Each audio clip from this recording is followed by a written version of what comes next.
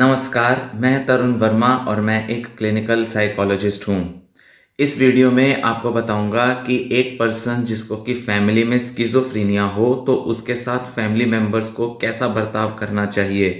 किन बातों का ध्यान रखना चाहिए और कैसे डील करना चाहिए एक ऐसे पेशेंट के साथ जिसको कि स्किज़ोफ्रेनिया का डायग्नोसिस मिला हो। ऐसे करीब 7 तरीके आपको बताऊंगा, या ये कहें कि 7 इम्पॉर्टेंट टिप्स या पॉइंट्स ऐसे जो कि दिमाग में रखने ज़रूरी हैं, जिनकी मदद से एक स्किज़ोफ्रेनिया के पेशेंट को हैंडल किया जा सकता है और एक अच्छे तरीके से अपनी रिलेशन को मेंटेन करने के लिए इस पेशेंट के साथ कैसे बर्ताव किया जाए, कैसा रवैया उसके प्रति हो, इस बारे में 7 इम्पॉर्टेंट पॉइंट्स आपसे इस वीडियो में डिस्कस करूंगा। क्योंकि आपका कोई भी फैमिली मेंबर स्किज़ोफ्रेनिया का पेशेंट हो सकता है, मतलब वो हस्बैंड या वाइफ हो सकता है, वो आपका बच्चा हो सकता है, वो आपका कोई पेरेंट हो सकता है, सास ससुर हो सकते हैं, भाई बहन हो सकते हैं। इसलिए इस वीडियो में कुछ स्पेसिफिक रिलेशनशिप पे तो फोकस मैं नहीं करूंगा, बस कुछ जनरल टिप्स बताऊंगा, जनरल ऐसे कुछ तरीके बताऊंगा जो कि आमतौर पर उन सभी पेशेंट्स के साथ ध्यान में रखने पड़ते हैं जिन्हें कि स्किज़ोफ्रेनिया है। तो किसी भी टाइप का आपका रिलेटिव हो, उन सभी के लिए ये कुछ बेसिक टिप्स आपको ध्यान में रखने जरूरी हैं, जिनकी मदद से आप उनसे डील कर सकते हैं और उनकी रिकवरी में हेल्प कर सकते हैं। तो आइए अब इस वीडियो में आगे बढ़ते हैं। जैसा कि आप देखेंगे, स्किज़ोफ्रेनिया एक ऐसा मेंटल डिसऑर्डर है जिसके अंदर रियलिटी से कनेक्शन जो है एक पर्सन का टूट जाता है, और इसमें कंसंट्रेशन, मेमोरी जैसी कुछ प्रॉब्लम्स के अलावा साइकोटिक एक्सपीरियंसेस होते हैं जिसमें कि डिल्यूजन्स, हेलुसिनेशंस होती हैं। क्योंकि ये डिसऑर्डर अक्सर यंग एज में शुरू हो जाता है, जिसमें कि बच्चा जो है वो पढ़ाई लिखाई करने वाले स्टेज पर है, या कुछ लोगों में थोड़ी बड़ी उम्र में भी शुरू होता है, जब या तो उनकी शादियां हो चुकी होती हैं या फिर वो काम धंधा कर रहे होते हैं। तो ऐसे में उनको कंसंट्रेशन, मेमोरी और कुछ सोशल प्रॉब्लम्स पहले देखने में आती हैं और धीरे धीरे हेलुसिनेशंस, डिल्यूजन्स डेवलप हो जाती हैं। उनका जो रोज़मर्रा की जो एक्टिविटीज़ हैं उसमें इंटरेस्ट ख़त्म हो सकता है, अपना सेल्फ केयर, खुद का ध्यान रखना वो छोड़ सकते हैं, और अपने सगे संबंधियों के साथ, फैमिली मेम्बर्स के साथ वो अपना नाता तोड़ने से लगते हैं। ऐसा लगता है कि उनमें वो दिलचस्पी नहीं लेते, उनसे अलग थलग रहने लगते हैं। इन सब सिम्टम्स का, ये जो भी लक्षण होते हैं, इनका बहुत बड़ा इम्पैक्ट एक पेशेंट की लाइफ पर पड़ सकता है। ना ही उनके लिए रोज़मर्रा के एक्टिविटीज़, रूटीन को फॉलो करना मुश्किल हो जाता है, साथ ही उनको बहुत ज़्यादा अकेलापन, नींद की समस्याएं, सब्सटेंस यूज़ मतलब शराब, सिगरेट और ड्रग्स की आदत पड़ जाना, और बहुत सारा इमोशनल डिस्ट्रेस उन्हें आता है, जिसकी वजह से उनकी ओवरऑल मेंटल हेल्थ बहुत ज़्यादा ख़राब हो जाती है। और ऐसे में कई बार उनका ट्रीटमेंट भी कॉम्प्लिकेटेड हो जाता है, वो दवाइयाँ छोड़ सकते हैं, ट्रीटमेंट लेना छोड़ सकते हैं, ऐसी समस्याएं भी आती हैं।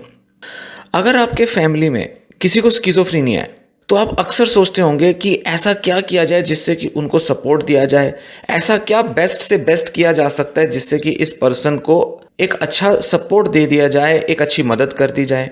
तो आइए अब हम यहाँ पर 7 ऐसे तरीकों के बारे में बात करते हैं जिनसे कि स्किज़ोफ्रेनिया के पेशेंट की हेल्प भी की जा सकती है, और इसी के साथ मैं कुछ ऐसी टिप्स भी दूंगा जिन्हें कि अवॉइड करना ज़रूरी है, मतलब जिन्हें ना किया जाए तो ही बेहतर है, तो ही पेशेंट की मदद ज़्यादा बेटर तरह से होगी। तो क्या किया जाए और क्या ना किया जाए, इस बारे में कुछ टिप्स आपको दूंगा।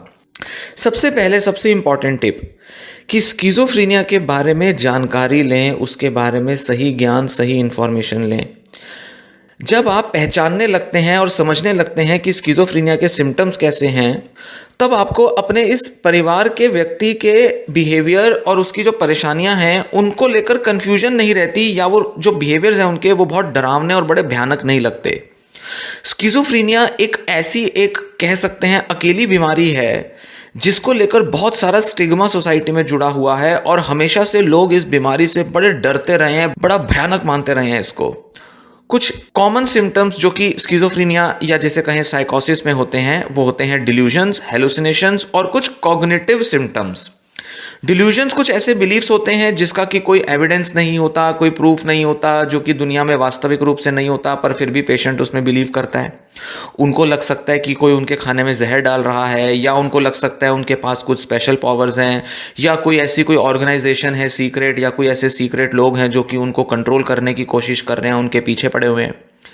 हेलुसिनेशंस में उनको कुछ ऐसी चीज़ें सुनाई या दिखाई दे सकती हैं या महसूस हो सकती हैं जो कि दूसरों को नहीं हो रही, जो कि वहाँ मौजूद ही नहीं है। उनको कोई म्यूज़िक सुनाई दे सकता है, कुछ आवाज़ें, कोई लोग बात करते हुए सुनाई दे सकते हैं, कोई उनको कमांड दे रहा है, उनको धिक्कार रहा है, गालियाँ दे रहा है, ऐसा सुनाई दे सकता है। या उनको ऐसा महसूस हो सकता है कि उनको कुछ शरीर पे फील हो रहा है, स्किन पर कुछ चलता हुआ, कुछ गुदगुदाता हुआ महसूस हो रहा है। इसी के साथ कॉग्निटिव सिम्टम्स आते हैं, जिसके अंदर कंसंट्रेशन में, मेमोरी में प्रॉब्लम्स आती हैं, ठीक से बोला नहीं जाता, चीज़ों को ठीक से समझने में दिक्कत आती है, वो कुछ अजीब अजीब से वर्ड्स, फ्रेजेस, सेंटेंस यूज़ करने लगते हैं जिसकी कोई सेंस नहीं बनती, ना वो दूसरों को समझ पाते हैं ना दूसरे उन्हें समझ पाते हैं। कुछ सेंटेंसेस, फ्रेजेस वो रिपीट करते हैं, कुछ अपने वर्ड्स क्रिएट कर लेते हैं, न जाने कितने कितने तरीके के उनके लैंग्वेज और थिंकिंग के सिम्टम्स देखने में आते हैं। जिस किसी पर्सन को स्किज़ोफ्रेनिया होता है वो सच में मान सकता है कि वो कोई बहुत बड़ा सेलिब्रिटी है, बहुत बड़ी रिलीजियस फिगर है, या कोई बहुत बड़ी पर्सनैलिटी है जिसको कि कोई बड़े मिशन पर या कोई बड़े टारगेट के लिए, कुछ बड़े एम्बिशन के लिए इस दुनिया में आया है, और वो दूसरों को उसी आइडेंटिटी, उसी पर्सनैलिटी की तरह देखने लगता है, उनको वैसे ही ट्रीट करने लगता है। जैसे कि डिल्यूजन ऑफ ग्रैंडियोसिटी होती है, पैरानॉइड डिल्यूजन्स होती हैं, तो ऐसे कई तरह के डिल्यूजन्स होते हैं। ये स्प्लिट पर्सनैलिटी होना नहीं होता, ये सिर्फ एक डिल्यूजन होना होता है। अक्सर एक गलत धारणा होती है कि जिस किसी को स्किज़ोफ्रेनिया होगा वो कभी ठीक नहीं हो सकता, वो कभी ढंग से अपनी लाइफ नहीं लीड कर सकता, या वो बहुत ज़्यादा डेंजरस हो चुका है, बहुत वायलेंट हो सकता है, और उसके आसपास रहना, उससे डील करना बड़ा खतरनाक होगा, इसलिए उससे दूर रहना बेटर है। ऐसे बड़े सारी गलत धारणाएं हैं जो कि एक्चुअल में सही नहीं होती हैं। तो ये तो रहे कुछ ऐसे सिम्टम्स जो कि समझने जानने ज़रूरी हैं स्किज़ोफ्रेनिया के पेशेंट के बारे में, जिन्हें जानकर, जिनको एक नाम देकर डॉक्टर्स जो कि इन बीमारियों को जानते हैं वो इन्हें कुछ नाम देते हैं, सिम्टम्स को किसी तरह से आइडेंटिफाई करते हैं। जब हम इन्हें जान लेते हैं तो ऐसे में पेशेंट को समझना भी आसान होता है और पेशेंट के साथ डील करना भी काफ़ी आसान हो जाता है। दूसरा इंपॉर्टेंट पॉइंट है कि स्किज़ोफ्रेनिया के पेशेंट को सुना जाए और उसके जो भी इंटरनल मेंटल एक्सपीरियंसेस हैं, जो भी मन में वो महसूस करता है, उसको वैलिडेट किया जाए, मतलब उसको जायज़ ठहराया जाए। पेशेंट की बीमारी के नज़र से ये सारे सिम्टम्स जायज़ हैं। जब आपके कोई लव्ड वन, फैमिली मेम्बर अपने हेलुसिनेशन, डिल्यूजन के बारे में बताते हैं, तब आपको बड़ी कन्फ्यूजन हो सकती है कि ये क्या बोल रहे हैं, क्या इस पर रिस्पॉन्स दिया जाए, कैसे इसके बारे में यकीन किया जाए, क्या मनगढ़ंत बातें सोच रहे हैं, क्या मन में वहम पाले बैठे हैं। तो ऐसे में बड़ी दुविधा हो सकती है किसी भी फैमिली मेंबर को। तो ऐसे में बड़ा नॉर्मल हो सकता है ये कहना कि आपको कुछ समझ में नहीं आ रहा और ये सब तो वहम है। तो ऐसे में ये कन्फ्यूजन का होना तो जायज़ है। जिस तरह से आपकी कन्फ्यूजन जायज़ है, उसी तरह से ये बात भी समझना ज़रूरी है कि आपको उस पेशेंट के, उस फैमिली मेंबर की इस confusion, frustration, fear, delusion, hallucination को भी वैलिडेट करना है, उसको उसकी बीमारी को ध्यान में रखते हुए सही ठहराना है। सही ठहराने का मतलब ये नहीं कि वो अगर मानते हैं कि कोई उन्हें मारने आ रहा है तो सच में आप मानने लगें कि उनको कोई मारने आ रहा है। हमें इसे इस तरह से देखना है कि अगर वो अपने डर की वजह से ऐसा सच में मान रहे हैं कि उनको कोई नुकसान पहुंचाना चाहता है, तो शायद बीमारी की वजह से वो एक्चुअल में ऐसा सोच रहे होंगे। हमें यह समझना होता है, और दवा जो है वो उनका इलाज करके इस तरह की सोच को दूर कर देगी, ये हमें यकीन करना होता है। भले ही आप पूरी तरह से ना समझते हो, ना उससे एग्री करते हो, पर फिर भी आपको ये बात दिमाग में रखनी ज़रूरी है कि जो भी पेशेंट महसूस कर रहा है बीमारी की वजह से, वो ऐसा सोच रहा है, तो बेकार में उसको बहुत ज़्यादा धिक्कारने, नकारने या उसको वहम हो रहा है ऐसा बोलने ना लग जाएं। तो इन सिम्टम्स को बिल्कुल डिसमिस करने की बजाय कि ये तो सब बेकार की बातें हैं, झूठ है, वहम है, कहानियां बना रहा है, ध्यान रखना है कि वो जो भी चीज़ें सुन रहे हैं, देख रहे हैं या बिलीव कर रहे हैं, वो उनके लिए बिल्कुल रियल है। थोड़ा इस तरह से देखें कि लाइफ में आपके भी कभी ना कभी ऐसा ज़रूर हुआ होगा कि आपने भी किसी चीज़ पर भरोसा किया होगा, पर आपके आसपास के लोगों ने आप पर यकीन नहीं किया होगा। तब उस कंडीशन में आपको कैसा महसूस होता है, आप क्या सोचते हैं, किस कंडीशन में होते हैं, कितना ज़्यादा नीड होती है, ज़रूरत होती है कि कोई हमें समझे उस टाइम पर। इस भावना से आप उस पेशेंट को समझें और डिनाई करने की बजाय, नकारने की बजाय उस पेशेंट को भरोसा दिलाएं, उसके उन इंटरनल एक्सपीरियंसेस में यकीन करें कि वो सच में ऐसा सोच रहे हैं या महसूस कर रहे हैं। तो ऐसे में आप क्या कह सकते हैं? उनके एक्सपीरियंस को डिसमिस करने की बजाय आप कुछ ऐसा कह सकते हैं कि कुछ अजीब सी चीज़ें जो तुम्हें सुनाई दे रही हैं, ऐसा सुनने से बड़ा डर लगता होगा, बड़ा भयानक होता होगा। क्या कुछ ऐसा है जो मैं कर सकती हूँ या कर सकता हूँ जिससे कि तुम्हें बेटर फील हो, जिससे कि वो आवाज़ें तुम्हारे को परेशान ना करें या किसी तरह से तुम उस आवाज़ों के साथ डील कर पाओ? क्या हम कुछ ऐसा कर सकते हैं? आप खुद उस पेशेंट से पूछें, आप खुद उस पेशेंट के मन की ये बात जानना चाहें, जानने की कोशिश करें। डिल्यूजन के टाइम पर उनको लग सकता है कि अगर वो घर से बाहर निकलेंगे तो उनको कोई पीछा कर रहा होगा। तो आप ऐसे में कह सकते हैं कि हाँ, मुझे समझ में आ रहा है कि बाहर जाना तुम्हारे लिए कितना डिस्ट्रेसिंग होगा, कितना परेशान करने वाला होगा, क्योंकि तुम्हें लग रहा है कि आसपास के लोग कोई हैं जो तुम्हें फॉलो कर रहे हैं। तो क्या हम कुछ ऐसा नहीं कर सकते कि जब तुम बाहर जाओ तो किसी की कंपनी के साथ जाओ? किसी के साथ जाना शायद तुम्हारे लिए आसान हो सकता है। शायद किसी के साथ अगर जाओगे, जैसे कि हमारा फैमिली मेम्बर हो गया या कुछ सगा संबंधी जान पहचान वाला हो गया, तो उसके साथ जाकर तुम शायद थोड़ा सेफ फील करोगे और उनकी प्रेजेंस में शायद हो सकता है जो लोग तुम्हें नुकसान पहुंचाने आए वो तुम्हारे को ज़्यादा नुकसान ना पहुंचाएं, देखकर कि भाई इसके साथ तो कोई और है तो इसलिए अब हम नुकसान नहीं पहुंचाएंगे। क्या इस तरह से कुछ ऐसा नहीं किया जा सकता जिससे कि उनको सेफ फील कराने की तरह हम उनको कुछ ऐसा दिलासा दिलाएं, ऐसा भरोसा दिलाएं कि वो जो भी महसूस कर रहे हैं, जिस भी तरह से महसूस कर रहे हैं, वो सेफ तरीके से अपने इस डिल्यूजन के साथ भी बेटर तरह से अपने सारे काम कर सकते हैं। तो अगर घर से बाहर निकलकर कोई ज़रूरी काम करना है तो वो किया जा सकता है, बावजूद इसके कि उनको डर लग रहा हो, बावजूद इसके कि उनको शक हो रहा हो, और हेल्प लेकर किसी की कि उनके साथ कोई होगा तो शायद उनको तब उतना डर नहीं लगेगा।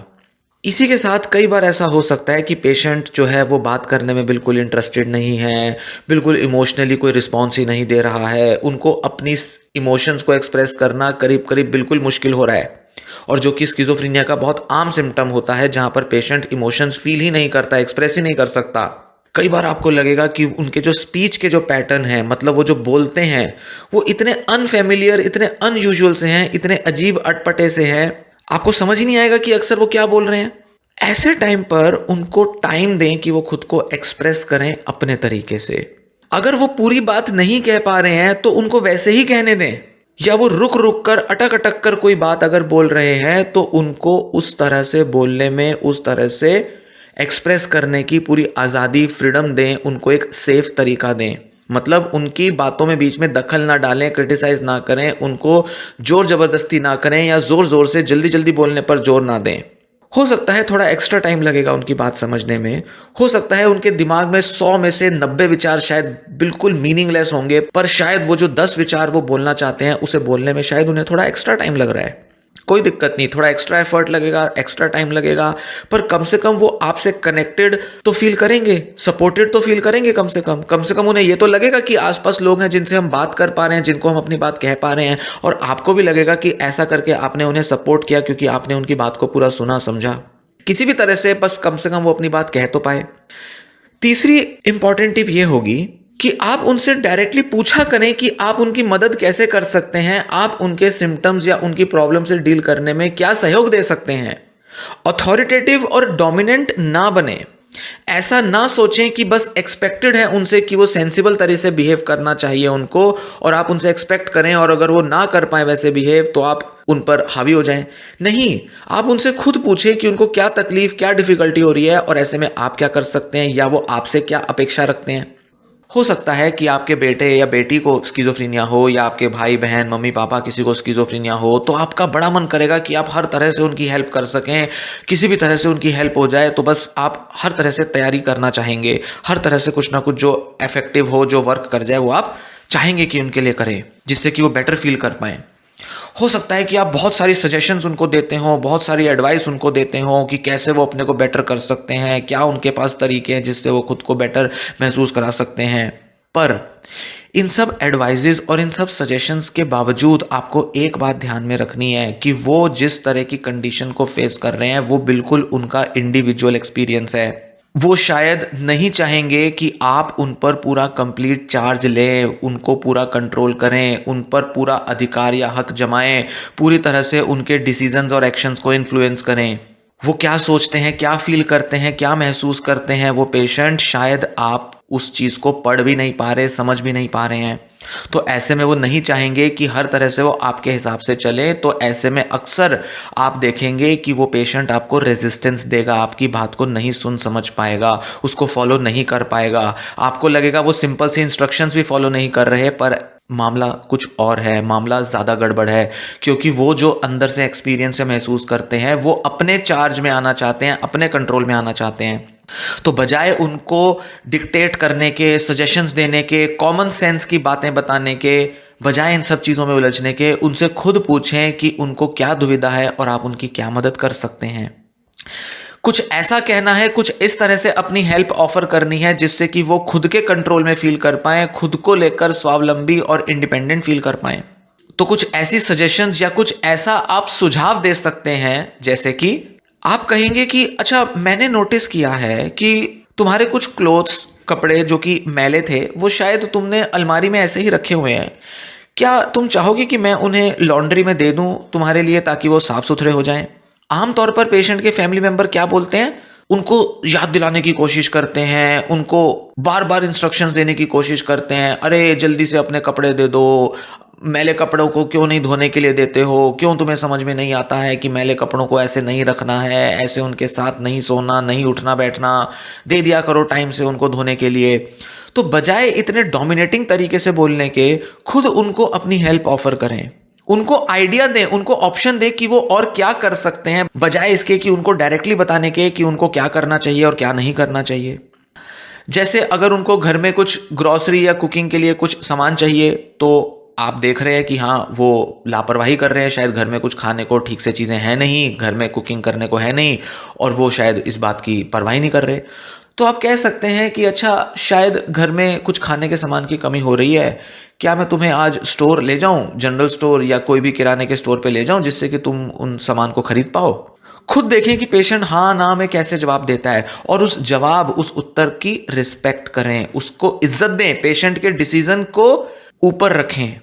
बजाय इसके कि खुद अपने डिसीजन को ऊपर रखने के, उसको ज़्यादा सही मानने के। इसी तरह से आप कह सकते हैं कि मैं सोच रही हूँ आज ना हम दोनों साथ में मिलकर खाना बनाते हैं। क्या ये सही नहीं होगा कि हम थोड़े से पहले बर्तन साथ में धो लें? थोड़े से ये जो बर्तन हैं ये मैं धो लेती हूँ, थोड़े से ये बर्तन तुम धो लो। इस तरीके से आप क्या कर सकते हैं, पेशेंट को एक अपॉर्चुनिटी देते हैं, एक मौका देते हैं कि वो आपके साथ कोऑपरेट करे और आपके साथ किसी तरह से भागीदारी दे, पार्टिसिपेशन दे, जिससे कि घर के कामों में वो सपोर्टेड फील करे और थोड़ी सी गाइडेंस भी महसूस करे। अगर वो कहते हैं कि उन्हें हेल्प की जरूरत नहीं है, तो रिस्पेक्ट करो इस बात को,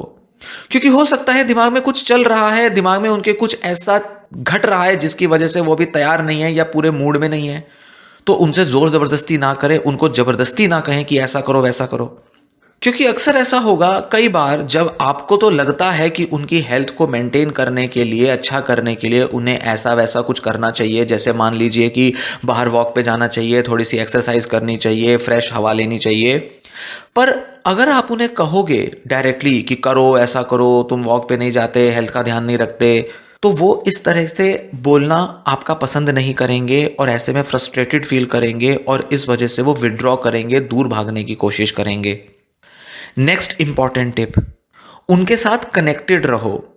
स्किज़ोफ्रेनिया का पेशेंट अपने को आइसोलेट कर लेता है और दुनियादारी से अपने को विड्रॉ कर लेता है, मतलब दूर हट जाता है रिश्तेदारी और दुनियादारी से।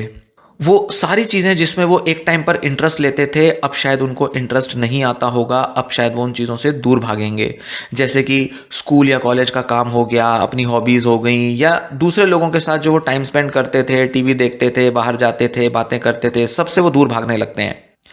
अगर आप उनके कांटेक्ट में रहेंगे तो उनको सोशल और इमोशनल सपोर्ट मिलता रहेगा, और साथ ही आपको भी ये मौका मिलेगा कि आप उनको एनकरेज कर पाओ कि वो ट्रीटमेंट से अपने दूर ना भागें, क्योंकि ट्रीटमेंट लेने के लिए भी उनको थेरेपिस्ट से, डॉक्टर से मिलना ज़रूरी है। अगर वो किसी रिहैब सेंटर पर, किसी डे केयर सेंटर में जाते हैं जहाँ पर लोगों के साथ इंटरेक्ट करते हैं, तो ऐसे में वहाँ जाने के लिए भी वो मोटिवेटेड फील करेंगे, क्योंकि उनको इमोशनल और सोशल सपोर्ट मिलेगा, क्योंकि आप उनके साथ कनेक्टेड हैं। वो एंकरेज्ड रहेंगे हमेशा सोशलाइजेशन के लिए।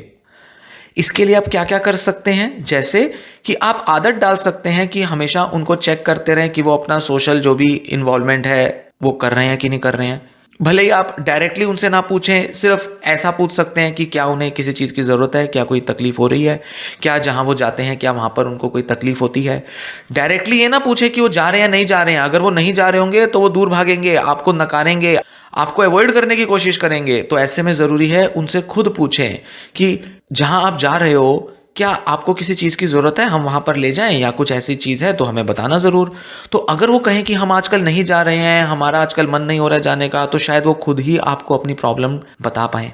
हो सकता है कि वो अक्सर कोई भी दी जाने वाली हेल्प को अवॉइड करें, उसको मना करें, पर ये आपकी ड्यूटी है, रिस्पॉन्सिबिलिटी है कि आप उन्हें पूछते ज़रूर रहें। पूछना बंद मत करें। अक्सर उनको आप ऐसा कर सकते हैं, टेक्स्ट या मैसेज भेज सकते हैं, फ़ोन कॉल कर सकते हैं कि अच्छा मैं तुम्हारे बारे में सोच रही थी, कैसे हो आजकल, क्या चल रहा है सब। थोड़ा बेसिक हालचाल पूछ सकते हैं। कुछ ऐसी एक्टिविटीज़ उनको सजेस्ट कर सकते हैं जो कि आप दोनों साथ में मिलकर कर सकते हैं, जैसे कि मूवी देखना, बाहर वॉक पे चले जाना, कोई गेम खेलना, कहीं रेस्टोरेंट में कहीं खाने चले जाना, या बाहर मार्केट जस्ट ऐसी विंडो शॉपिंग करने चले जाना, या फिर गोलगप्पे चाट पापड़ी खाने चले जाना। कुछ भी आप ऑफर कर सकते हैं हेल्प। और खास करके जब वो खुद आपकी हेल्प लेने आए या खुद आपसे कुछ पूछने आए तो उन्हें एंकरेज ज़रूर करें। उन्हें ज़रूर बोले कि हाँ आज तो मुझे बड़ा अच्छा लगा कि तुम आज मेरे पास आए, आज तुमने ये सब सवाल पूछे, आज तुमने अपनी प्रॉब्लम मुझसे डिस्कस की, मुझे बहुत बढ़िया लगा, बहुत मोटिवेटेड लग रहे हो तुम आजकल, लगता है कि तुम अपने ट्रीटमेंट के लिए और दूसरों से बात करने में बड़े मोटिवेटेड हो, ये तो बहुत अच्छी बात है। तो ऐसे में उनको प्रोत्साहित भी करें जब वो अपने लिए खुद आगे बढ़ के आएँ। नेक्स्ट इंपॉर्टेंट टिप कि जब भी उनको रिलैप्स जैसा कुछ होने के चांस हो, या कभी ऐसा रिस्क बना हो कि वो अगर दवाइयाँ उनकी कम हो गई हैं या किसी तरीके का स्ट्रेसर अगर उन्हें आ रहा है, तो कई बार उनको क्राइसिस का स्टेट हो सकता है, कई बार उनको बड़ा ही भयानक महसूस हो सकता है, या उनके कुछ सिम्टम्स बढ़ सकते हैं। तो ऐसे में एक क्राइसिस प्लान ज़रूर बनाएं उनके लिए कि मुश्किल टाइम में उनको क्या करना चाहिए, कैसे डील करना चाहिए, इसका एक पूरा प्लान, पूरा फ्रेमवर्क बना हुआ हो। स्किज़ोफ्रेनिया के जो लक्षण होते हैं वो अक्सर आते जाते रहते हैं, पूरे ज़िंदगी भर सिम्टम्स का बढ़ना कम होना चलता रहता है, क्योंकि एक बार जब स्किज़ोफ्रेनिया शुरू हुआ तो या तो रिलैप्स आता रहेगा, अक्सर ऐसा हो जाता है, या फिर सिम्टम्स कम ज़्यादा होते रहेंगे। इसलिए एक प्लान होना, एक तरीका होना बहुत ज़रूरी है, जिससे कि पेशेंट की मदद की जा सके कि कैसे इन सिम्टम्स को मैनेज करना है जब ये बढ़ जाएं या जब कंडीशन बहुत ख़राब हो जाए। इसमें कुछ ऐसी चीज़ें इंक्लूड की जा सकती हैं, जैसे कि स्किज़ोफ्रेनिया के एपिसोड से पहले जो कि बहुत इम्पॉर्टेंट कुछ साइंस, कुछ ऐसे लक्षण हैं जो कि इंडिकेट कर रहे हैं कि एपिसोड का ट्रिगर हो सकता है, उनकी पहचान कर लें। क्योंकि हर पेशेंट के स्किज़ोफ्रेनिया के एपिसोड के आने से पहले कुछ ऐसे पर्टिकुलर बिहेवियर्स होते हैं जो कि बताते हैं कि अब ये पेशेंट जो है डिस्टर्ब हो रहा है और अब इसका एपिसोड आ सकता है। तो वार्निंग साइंस को आइडेंटिफाई करना, पहचानना ज़रूर जानें।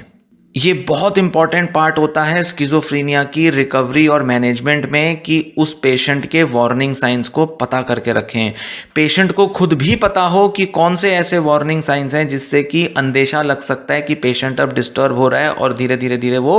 रिलैप्स हो सकता है, फिर से एपिसोड के ट्रैप में फंस सकता है, उसका रिलैप्स हो सकता है। इसी के साथ साइकाइट्रिस्ट, साइकोथेरेपिस्ट या जो भी दूसरे मेंटल हेल्थ प्रोफेशनल्स हैं जिसके की कांटेक्ट में पेशेंट रहा है अपने ट्रीटमेंट के दौरान,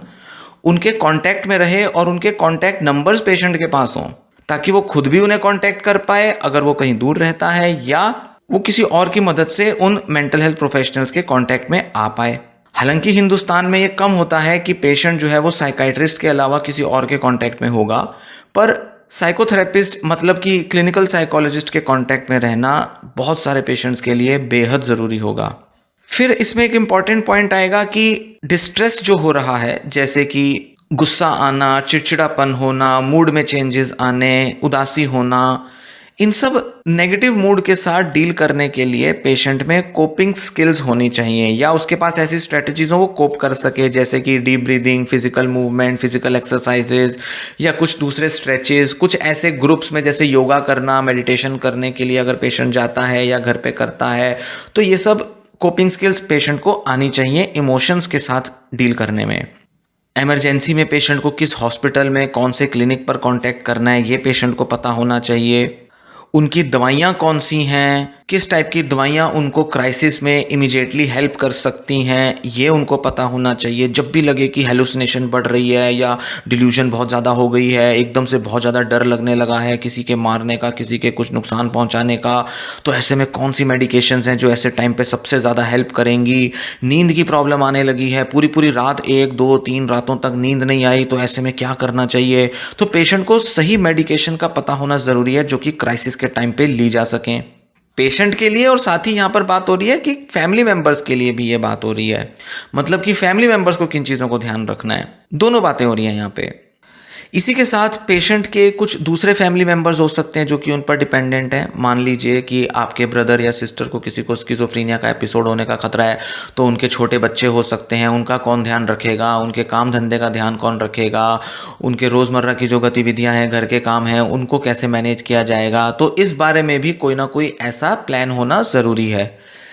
तो इस तरह से पेशेंट को इमरजेंसी में क्या करना है और रिलैप्स आने से पहले क्या क्या चीज़ों को ध्यान में रखना है, इसका क्राइसिस प्लान होना चाहिए। नेक्स्ट इंपॉर्टेंट पॉइंट यहाँ पर आएगा कि पेशेंट को हमेशा एंकरेज करके रखें कि उसको अपना ट्रीटमेंट लेते रहना है, ट्रीटमेंट प्लान को फॉलो करना है। जिन लोगों को स्किज़ोफ्रेनिया होता है उनको अक्सर लंबे टाइम तक ट्रीटमेंट की ज़रूरत होती है और मेंटल हेल्थ प्रोफेशनल्स के कांटेक्ट में रहना, उनसे सपोर्ट लेते रहना ज़रूरी होता है। मेडिकेशन जो है, दवाइयाँ जो हैं स्किज़ोफ्रेनिया में, वो इम्प्रूव करने में हेल्प करती हैं, सिम्टम्स को कंट्रोल करके रखती हैं और कई बार उनके रिलैप्स भी रोक देती हैं। पर थेरेपी जो है, साइकोथेरेपी, काउंसलिंग की बात नहीं हो रही यहाँ, साइकोथेरेपी की बात हो रही है, जो कि इंडिया में क्लिनिकल साइकोलॉजिस्ट प्रोवाइड करते हैं। वो पेशेंट को किस तरह से हेल्प करेंगे कि पेशेंट को अपने स्किज़ोफ्रेनिया के साथ कैसे ज़िंदगी बितानी है, कैसे डील करना है, कैसे सिम्टम्स को समझना है, मैनेज करना है,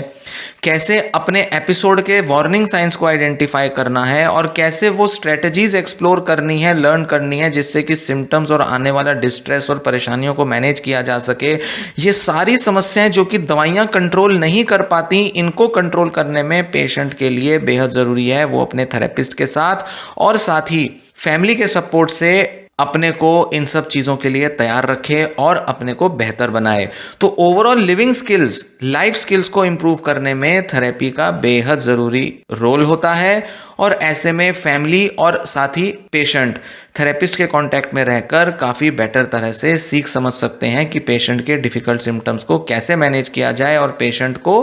कैसे संभाला जाए जब वो क्राइसिस में हो या जब वो अपने लाइफ के दूसरे कुछ डिफ़िकल्ट इश्यूज से डील कर रहा है।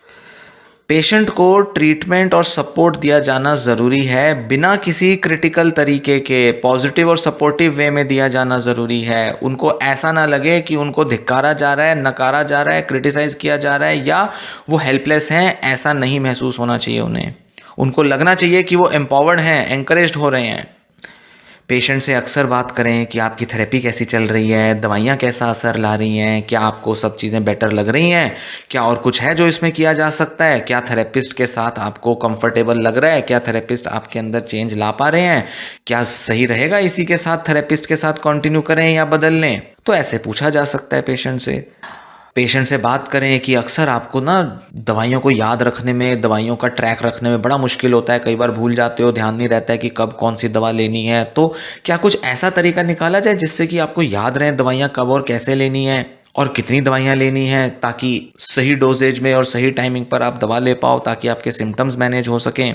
तो ये कुछ ऐसे कहा जा सकता है। और क्या नहीं कहना है, ध्यान दें,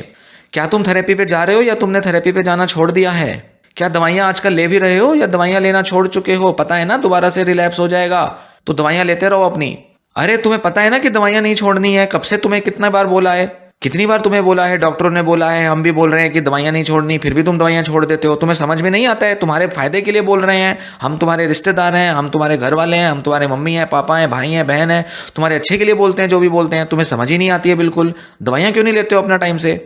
इस तरीके की लैंग्वेज को अवॉइड किया जाए। इसलिए इस तरह की जो प्रॉब्लम्स होती हैं उन्हें अक्सर फैमिली मेंबर्स कंट्रोल नहीं कर पाते, चेंज नहीं कर पाते। इनफैक्ट उन्हें अवेयरनेस भी नहीं होती कि अपनी लैंग्वेज, अपने बोलने के तरीके, ढंग में बदलाव लाना ज़रूरी है। इसलिए फैमिली थेरेपी बेहद ज़रूरी होती है, क्योंकि पेशेंट के डिस्ट्रेस को मैनेज करने में, डे टू डे एक्टिविटीज़ में उसको ताकत देने में, उसको एम्पावर करने में और उसकी ट्रीटमेंट कॉम्प्लायंस बनाए रखने में, मतलब ट्रीटमेंट वो रेगुलरली लेता रहे, ऐसी मोटिवेशन बनाए रखने में फैमिली थेरेपी का बहुत बड़ा रोल है, बहुत बड़ी भूमिका है इसकी। क्योंकि जब तक फैमिली मेंबर्स नहीं समझेंगे कि वो कैसे पेशेंट के साथ डील कर रहे हैं, क्या बोल रहे हैं, कब किस टाइम पर क्या बोलना है, क्या नहीं बोलना है, कैसे बिहेव करना है, कैसे नहीं करना है, जब तक ये सारी चीज़ें मैनेज नहीं होंगी, पेशेंट के बहुत सारे डिस्ट्रेस के फैक्टर्स कंट्रोल नहीं होंगे और ऐसे में रिलैप्स के चांस बढ़ जाते हैं, अगर फैमिली मेंबर्स कंपैशनेट और एम्पैथेटिक तरीके से पेशेंट से डील अगर ना करें, उससे अगर ठीक से बात ना करें। नेक्स्ट एक इम्पॉर्टेंट टिप आएगा कि पेशेंट को छोटे छोटे जो रोज़मर्रा के जो गोल्स और एक्टिविटीज़ होती हैं उसके लिए सपोर्ट दिया जाए। क्योंकि स्किज़ोफ्रेनिया में सिर्फ कंसंट्रेशन, मेमोरी और डिल्यूजन, हेलुसिनेशन की प्रॉब्लम नहीं होती। पेशेंट के अंदर मोटिवेशन की बहुत भारी प्रॉब्लम होती है, बहुत भारी कमी आ जाती है। वो अपने छोटे छोटे डेली टास्क, घर से बाहर जाना, नीचे उतरना, लोगों से बात करना, एक कमरे से दूसरे कमरे में जाना, ये छोटे छोटे डेली के सिंपल से टास्क जो कि घर के अंदर हो सकते हैं, ये भी नहीं कर पाता है पेशेंट। डेली चोर्स हो गए, सेल्फ केयर हो गया, नहाना धोना, ठीक टाइम पर ब्रश करना, खाना पीना, सब पेशेंट का डिस्टर्ब हो जाता है। अपने घर के लोगों के साथ इंटरेक्शन करना, टीवी या कुछ बेसिक अपनी ज़रूरतों की चीज़ों में ध्यान देना, वो भी नहीं करता पेशेंट। इसलिए अगर उन्हें बहुत ज़्यादा पुश करोगे, ये कर ले, वो कर ले, ये नहीं करती, वो नहीं करती, तो ऐसे में फ़ायदा नहीं होगा, पेशेंट रेजिस्टेंस देगा। या उनको पूरी वर्क रूटीन में आप लगाने की कोशिश करोगे कि भाई चलो इसको बिजनेस करा देते हैं, भाई शादी हो चुकी है, चलो इसको घर भेज देते हैं और ये सारी अपनी जिम्मेदारियां उठाए, अब तो ये दवाइयाँ ले रही है तो चलो इसको घर भेजते हैं, अपने सारे काम कर पाए, अपने बच्चा ध्यान रख पाए। तो ऐसे जो बड़े बड़े जो एकदम चेंजेस आ जाते हैं, बड़े बड़े जो काम करने को पेशेंट को बोले जाते हैं, पेशेंट अक्सर उसके लिए तैयार नहीं होता, क्योंकि पेशेंट के अंदर मोटिवेशन की भारी कमी होती है। इसलिए छोटे छोटे गोल्स रखकर, छोटे छोटे मौके देकर पेशेंट को एंकरेज करना और उन गोल्स को पूरा कराना ज़रूरी होता है। छोटे छोटे बदलाव लाना ज़रूरी है। इसलिए कुछ ऐसा किया जा सकता है, जैसे वीकेंड्स पर थोड़ी थोड़ी देर के लिए ही सही, मे बी आधा एक घंटे के लिए ही सही, कहीं बाहर कहीं उनको ले जाया जाए, चाहे तो ड्राइव करके ले जाया जाए, ताकि उनको थोड़ा बाहर टहलवा दिया जाए और थोड़ा उनको बाहर की दुनिया दिखा दी जाए। कोई साथ होगा तो उनको पैरानॉइड भी फील नहीं होगा। इसी के साथ बजाय उनको कहने के कि वो अपना कोई काम करें, उनके साथ उनको इनवाइट करें काम करने के लिए, जैसे कि डिनर कुकिंग में आप हेल्प कर सकते हैं। रात की कुछ रूटीन होती हैं या सुबह उठकर कुछ रूटीन फॉलो करते हैं, घर की सफाई करना है, कुछ काम धंधा करना है, उसमें उनके साथ पार्टिसिपेट करके उनको सपोर्ट दें, बजाय इसके कि उनके जिम्मे पूरा काम डाल दें। कुछ रिलैक्स करने की, फिजिकल हेल्थ और मेंटल हेल्थ को बेटर करने की एक्टिविटीज़ उनके साथ कर सकते हैं, जैसे कि योगा उनके साथ बैठकर करें, वॉक करना है तो साथ करें। कोई माइंड गेम्स खेलनी है, जैसे कि सुडोकू या कोई पजल गेम्स होती हैं, वो उनके साथ आप खेल सकते हैं। कुछ पेंटिंग, गार्डनिंग, कलरिंग या डॉग को बाहर घुमाना, डॉग के साथ खेलना, साथ करें ये सारी चीज़ें।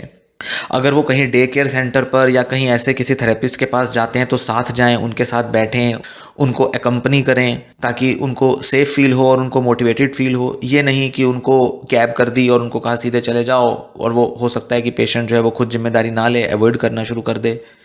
तो ये रहे कुछ 7 इम्पॉर्टेंट पॉइंट्स जो कि ध्यान में रखने ज़रूरी हैं कि कैसे एक पेशेंट को हेल्प किया जा सकता है जिसको कि स्किज़ोफ्रेनिया है। अब इसी वीडियो के नेक्स्ट पार्ट में मैं आपको बताऊंगा कि कौन सी ऐसी इंपॉर्टेंट चीज़ें हैं जिनको कि अवॉइड किया जाना चाहिए, नहीं करना चाहिए, क्योंकि वो पेशेंट का स्ट्रेस बढ़ा देता है और पेशेंट की प्रॉब्लम्स को मुश्किल कर देता है उसे डील करना। पेशेंट का रिलैप्स भी हो सकता है उन वजहों से। इसलिए क्या अवॉइड किया जाना चाहिए, ये मैं अगली वीडियो में आपसे डिस्कस करूंगा। तो ये वीडियो आपको पसंद आई हो तो वीडियो को लाइक करें, शेयर कर दें किसी ऐसे पर्सन से जिसके लिए ये जानकारी यूजफुल हो सकती है, और साथ ही चैनल सब्सक्राइब कर लें ऐसी और यूजफुल जानकारी के लिए, स्किज़ोफ्रेनिया और उससे रिलेटेड इश्यूज के बारे में। ये वीडियो यहीं समाप्त होता है। धन्यवाद।